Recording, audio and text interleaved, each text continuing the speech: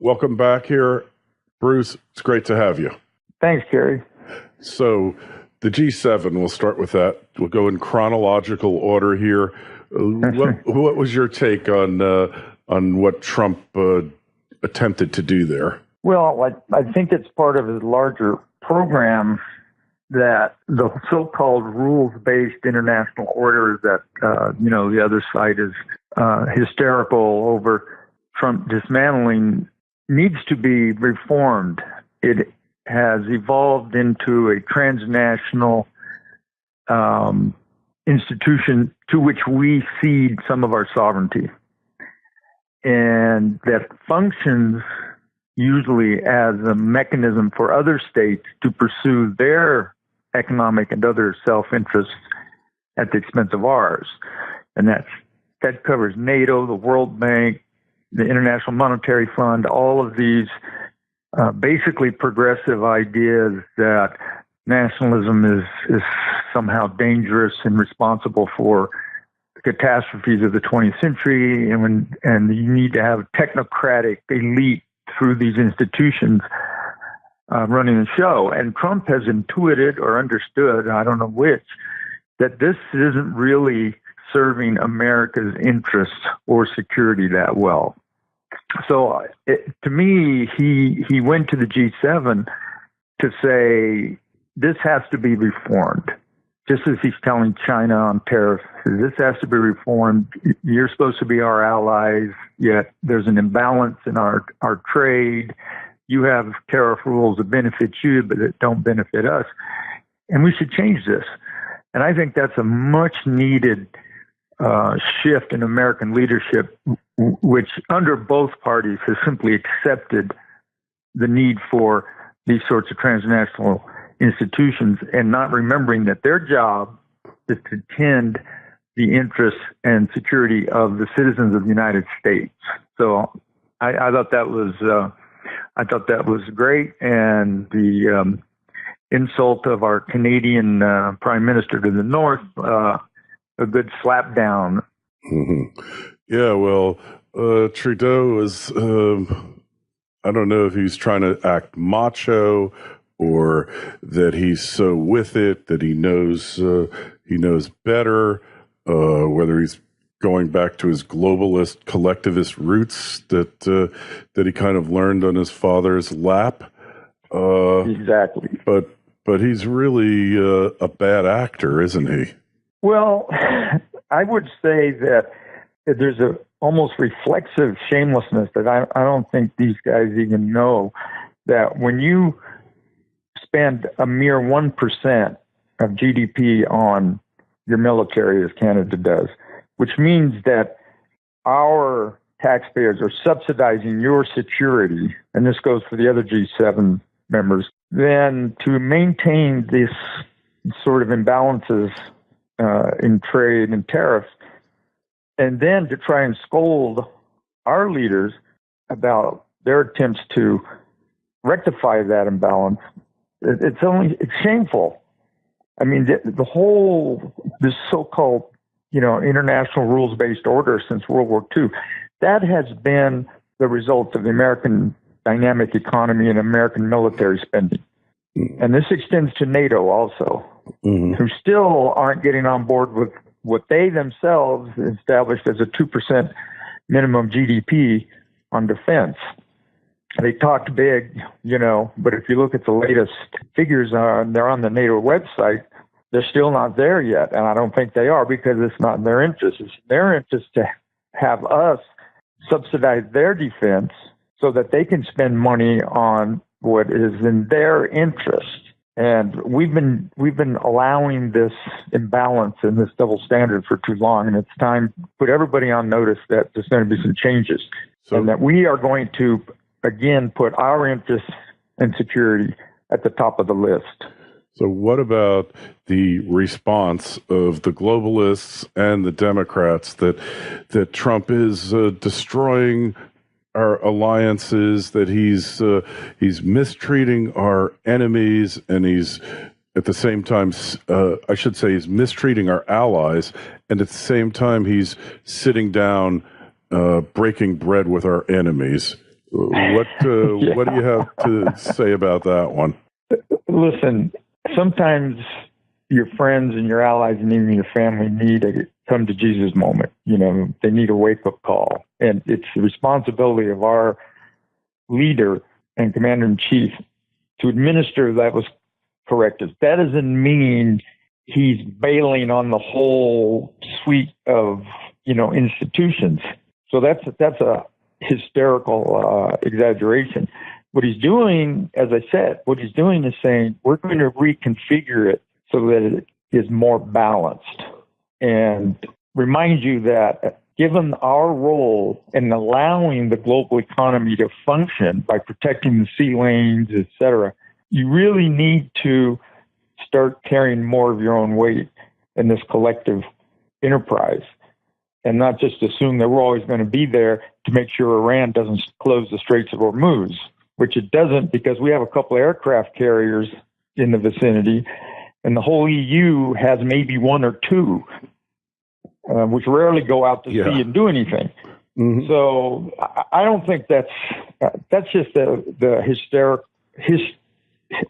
hysterical reaction of the never Trump of both parties, and I don't pay it any mind anymore because every time they indulge this, they're giving the Republicans free advertising of why the voters should not vote for Democrats. Yeah. So as for the second point, which is, this is really, really preposterous because we had an alliance with one of the greatest mass murderers in history, Joseph Stalin. Mm-hmm. And it wasn't just, like Churchill's attitude with Stalin was, well, you're a rat, but we have to do business with you. Go back and look at FDR's warmth for Joseph Stalin, calling him Uncle Joe, saying to his Secretary of State, well, we got we've got to give in to Stalin. We have to, give him a little slack and everything. So, this complaining about a few nice things that Trump said to us, petty tin pot dictator like Kim Jong-un, I mean, that doesn't stand comparison to what Stalin did. And then Kennedy and Kissinger and Nixon, they had to go make nice with probably the world's history's greatest mass murderer, Mao Zedong. Mm-hmm. Were they supposed to go and start scolding him and telling him what a rat he was? Of course not. These guys always talk about, well, we have to have diplomacy. Well, part of diplomacy is pretending to be polite to somebody because you're after something greater. You're not going to start the diplomatic negotiation by alienating them, by giving them sermons. So this whole business, again, Kerry, this is just the reflexive, unthinking, hysterical reaction of people who are seeing their cherished worldview and their superior place in it being challenged. And like most children, they don't like it. Mm-hmm.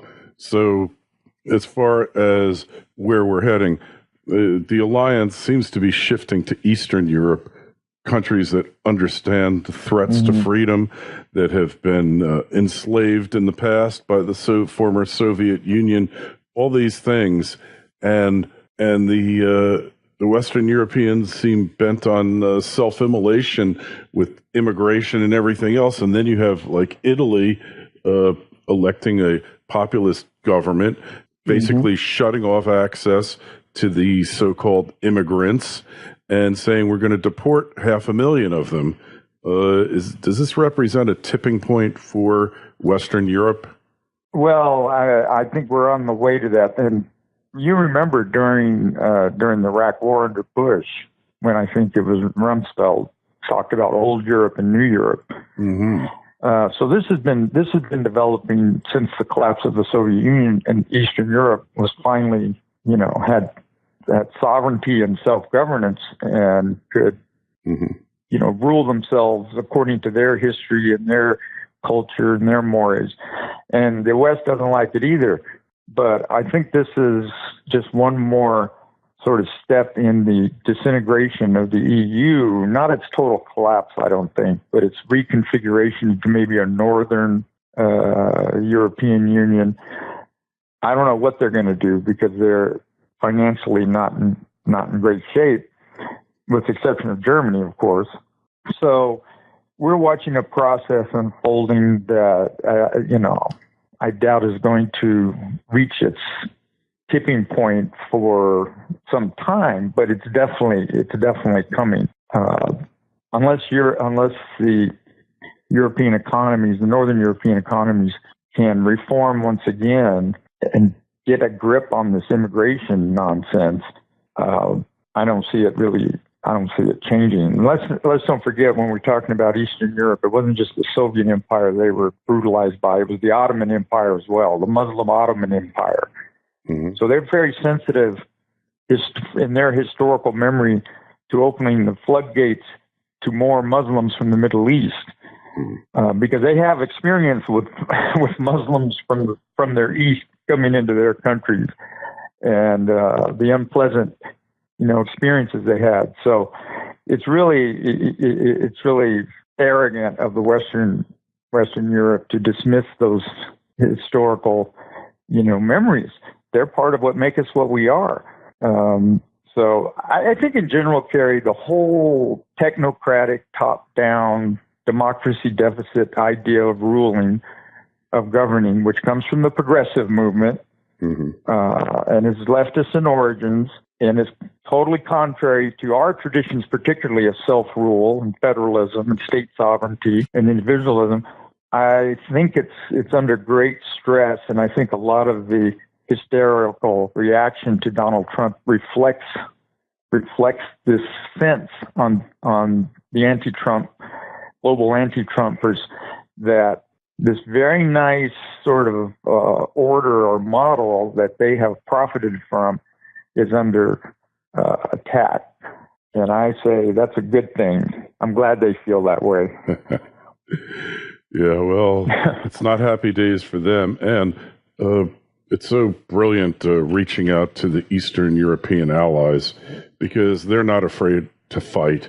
So moving on, switching gears, we had the historic summit between Trump and Kim Jong-un, and it looked like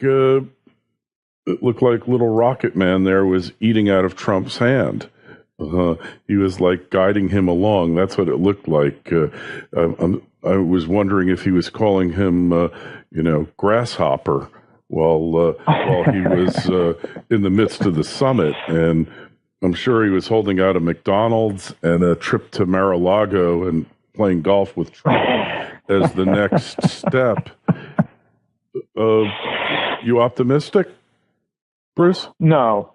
Here, I think that a lot of the, coverage from the conservative media is a little bit intemperate, and that we need to be more cautious. North Korea has been doing this for a long time, and you can go back and look at the history of these previous summits and meetings. It's historic in the sense that an American president met with him. That's right. But at this point, that's nothing but PR, or that's nothing but window dressing. First, we have to see what concrete material concessions is North Korea going to make, because they have done this over and over, and they've been rewarded with nuclear reactors for peaceful uses, of course, food, etc., all kinds of inducements, and then they've turned around and they've reneged on whatever agreement they made.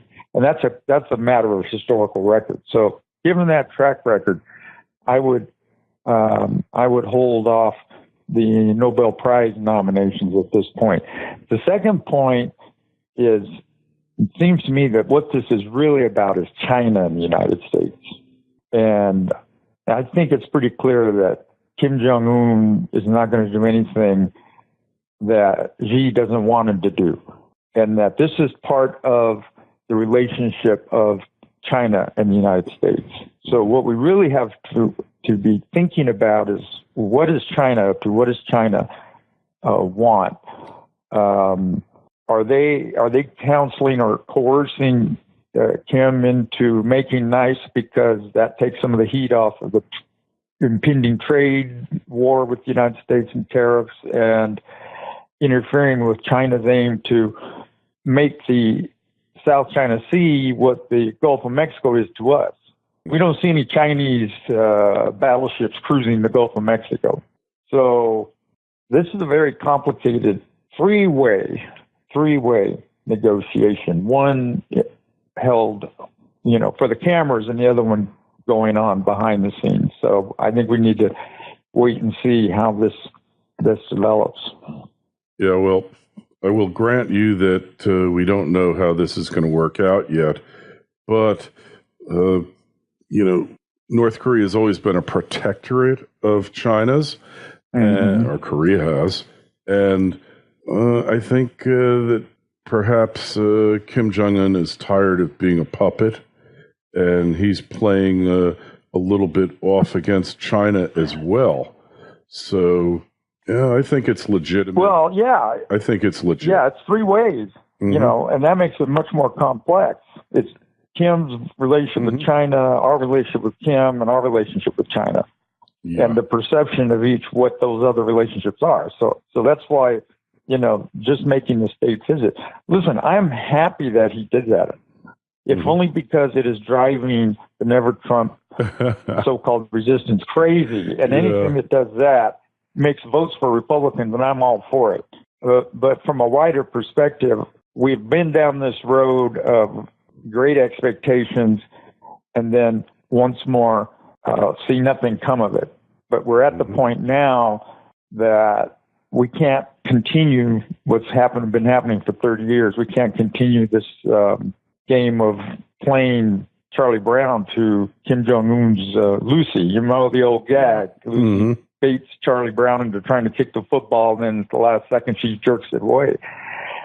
So again, I wouldn't make a prediction or a bet, but hopefully keep our eye on it and see what transpires. Yeah. Well, I'm optimistic about it. I think this is the real thing. But hey, keep an open mind, see what's going to happen, because we don't really know what's going on behind the scenes, do we? Exactly. That's,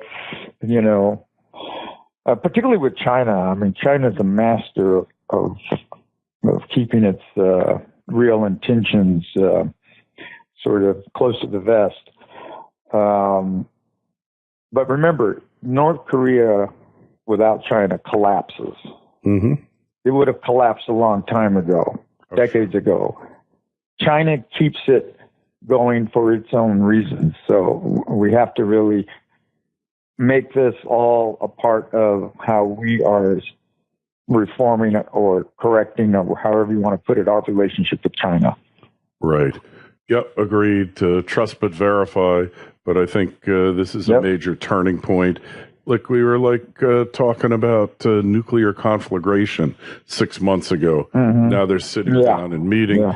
And the idea of meeting in Singapore, I think, is very significant because it is, dominated by ethnic Chinese, the Singaporean economy, but it's still a free country, a city-state. It's super advanced.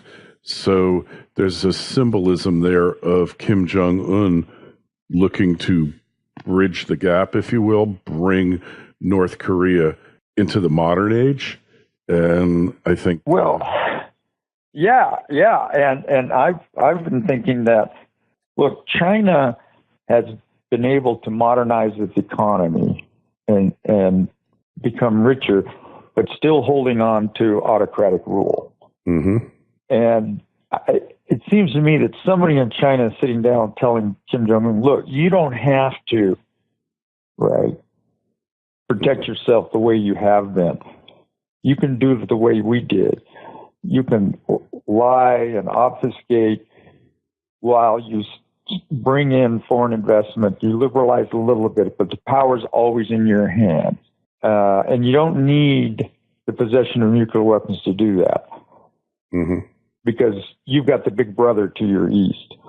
And I don't see why, and maybe somebody more knowledgeable could tell me why, China couldn't tell Kim, look, ship all of your your missiles, your warheads, right?